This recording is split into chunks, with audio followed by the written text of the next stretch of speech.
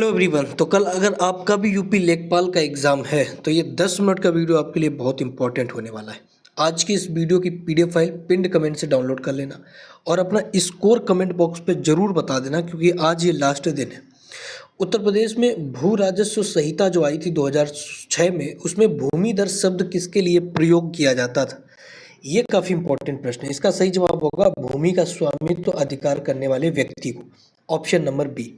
English में बोले तो लैंडलॉर्ड। तो जो मकान के जो भूमि के मालिक होते थे ना, उसको बोलते थे क्या? भूमि स्वामित्व। चकबंदी प्रक्रिया में अंतिम अभिलेख को क्या कहा जाता है? तो जो चकबंदी प्रक्रिया होती है उसमें अंतिम अभिलेख जो होता है उसको क्या कहते हैं? इसका सही जवाब होगा चक आवंटन पत्र, यानी कि ऑप्शन नंबर सी बिल्कुल करेक्ट होगा। और ये प्रश्न ऐसे रट के चले जाना, क्योंकि ये बार बार प्रश्न बने हैं, पिछली वैकेंसी में बने थे, इसलिए मैं करवा रहा हूँ। निम्नलिखित में से कौन सी फसल अल्प अवधि की श्रेणी में आती है? अल्प अवधि का मतलब क्या है? जो बहुत कम समय में फसल तैयार हो जाती है। इसका सही जवाब होगा मूंग। ये एक प्रकार की दाल होती है जो कि 3 महीने अप्रोक्सीमेटली लेती है और ये बन के तैयार हो जाती है, यानी कि ऑप्शन नंबर सी यहाँ पर बिल्कुल करेक्ट होगा। जैविक खेती में किसको प्रयोग नहीं करना चाहिए? किसमें? जैविक खेती में। तो जैविक खेती होती क्या? बिना किसी केमिकल और खाद की जो खेती बनाई जाती है उसको बोलते हैं जैविक खेती। तो इसमें प्रयोग नहीं होना चाहिए रासायनिक उर्वरक, यानी कि ऑप्शन नंबर सी। केमिकल प्रयोग नहीं होना चाहिए। तो क्या प्रयोग करते हैं? तो जो उर्वरक होती है ना देसी, जिसको हम खाद्य बोलते हैं, गोबर वगैरह से बनती है। तो मृदा की उर्वरकता का सबसे महत्वपूर्ण कारण क्या है? कौन सा ऐसा कंपोनेंट है जो मिट्टी में पाया जाएगा तो मिट्टी बहुत ही उपजाऊ होगी? इसका मेरे भाई सही जवाब होगा ह्यूमस की मात्रा, यानी कि ऑप्शन नंबर बी बिल्कुल करेक्ट है। जिस मिट्टी के अंदर ह्यूमस ज़्यादा है वो मिट्टी ज़्यादा फर्टिलाइज होगी, ज़्यादा उर्वरक होगी। अब भारत में कृषि योग्य भूमि का सर्वाधिक प्रतिशत किस प्रकार की मिट्टी का पाया जाता है? आपको बताना कि कौन सी प्रकार की मिट्टी में सर्वाधिक कृषि की जाती है। इसका मेरे भाई सही जवाब होगा जलोढ़ मिट्टी, ऑप्शन नंबर सी बिल्कुल करेक्ट होगा। अब ये जलोढ़ मिट्टी कहाँ पर पाई जाती है यूपी में? तो ये मैदानी क्षेत्रों में पाई जाती है। कहाँ पर? मैदानी क्षेत्रों में।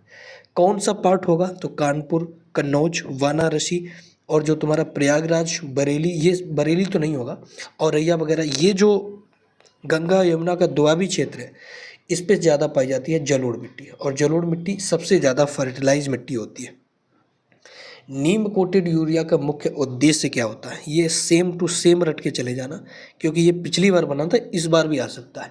नीम कोटेड यूरिया का सही जवाब होगा नाइट्रोजन क्षति कम करना, यानी कि ऑप्शन नंबर बी बिल्कुल ठीक होगा। ये रट के चले जाना, ये पिछली बार आया था।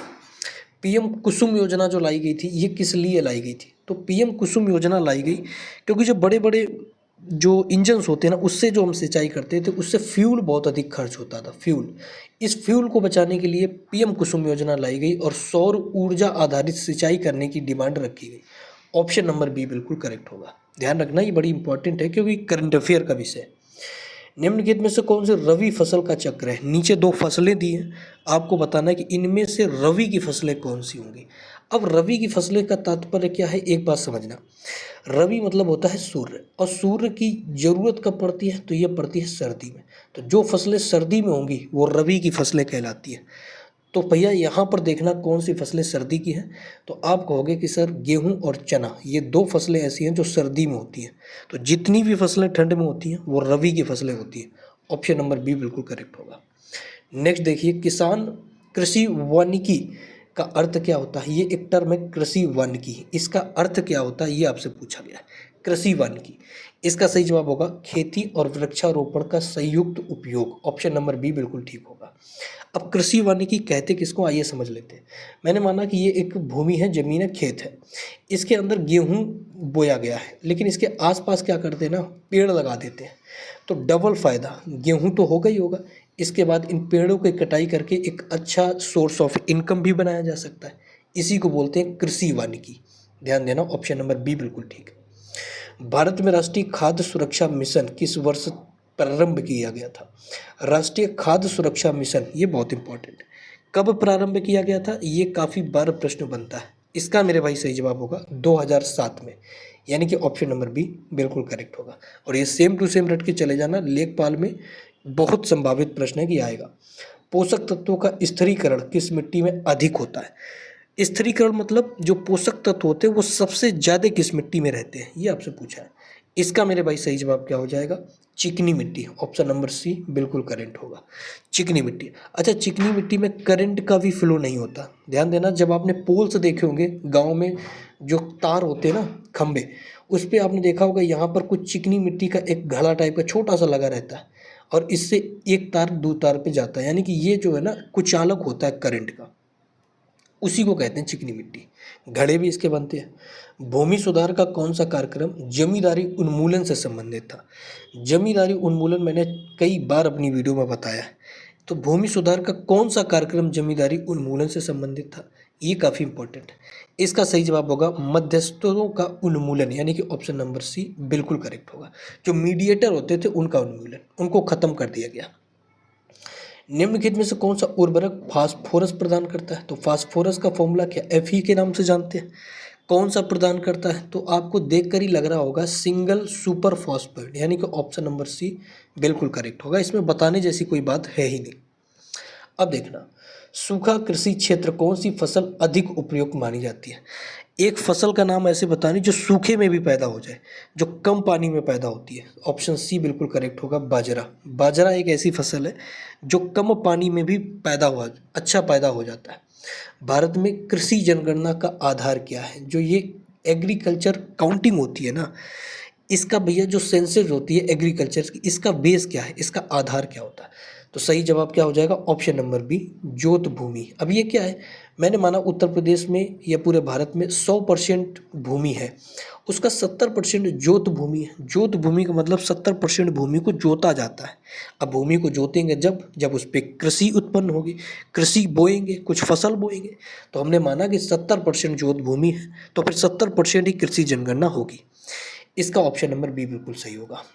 जोत भूमि जितनी उतनी ही कृषि भूमि। भूरा क्रांति का जो संबंध है वो किससे है? ये बहुत इंपॉर्टेंट है। क्यों इंपॉर्टेंट है? क्योंकि ये एसएससी जीडी 2026 में पूछा जा रहा है, 2 शिफ्ट में पूछा गया।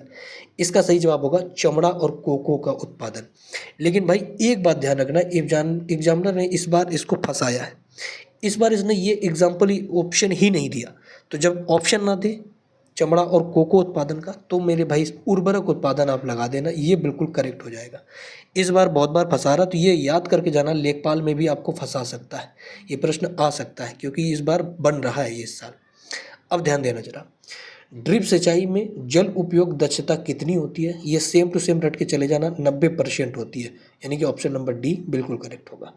ड्रिप सिंचाई में कितनी दक्षता होती है जल की? 90% दक्षता होती है। मृदा अपरदन रोकने वाली पहाड़ियाँ निम्नलिखित में से किस विधि का प्रयोग करती है? देखा होगा आपने, एक तरीके से पहाड़ होता है, ये नॉर्थ ईस्ट में ज़्यादा पाए जाते हैं। उसमें इस तरीके की कुछ सीढ़ी सी बनी रहती है, और इसी सीढ़ी पे क्या होता है? कृषि होती है। इसको क्या कहते हैं आपसे पूछा गया है। तो मेरे भाई इसका आपका सही जवाब क्या हो जाएगा? समोच्च जुताई। ऑप्शन नंबर बी बिल्कुल ठीक होगा। इस प्रकार की जुताई को समोच्च जुताई के नाम से हम जानते हैं। राष्ट्रीय कृषि बाजार का उपयोग उद्देश्य क्या था? कृषि बाजार का क्या है? ई कृषि बाजार, एक ई नाम से कृषि बाजार लाया गया जो इलेक्ट्रॉनिक था, जिसमें लोग क्या करते हैं, ऑनलाइन अपने प्रोडक्ट को बेच सकते हैं, जिससे जो कृषि के मंडलियों होती ना, जो कृषि की मंडी होती है, उससे ऑनलाइन किसान डायरेक्ट जुड़ सकता है, यानी कि ऑप्शन नंबर सी बिल्कुल करेक्ट।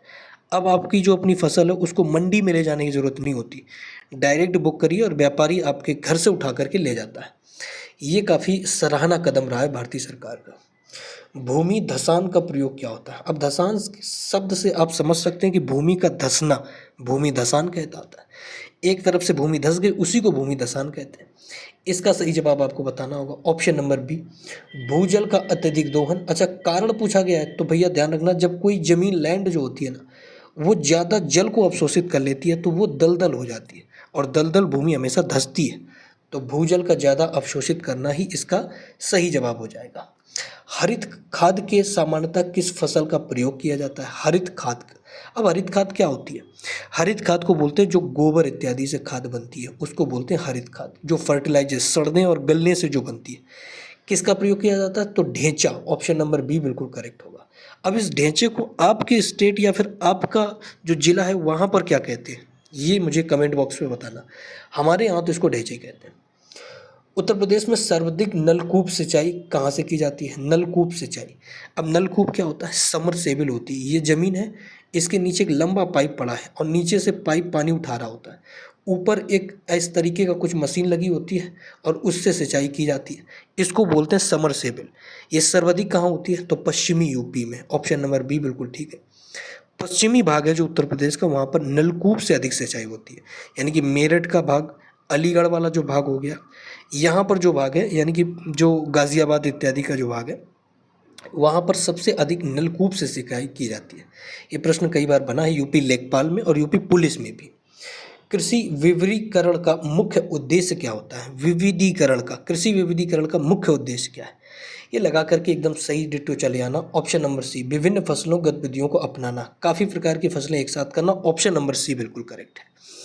रेशम उत्पादन को क्या कहते हैं? रेशम की जो फसल होती है उसके उत्पादन को क्या कहते हैं? सेरीकल्चर, यानी कि ऑप्शन नंबर बी बिल्कुल ठीक होगा।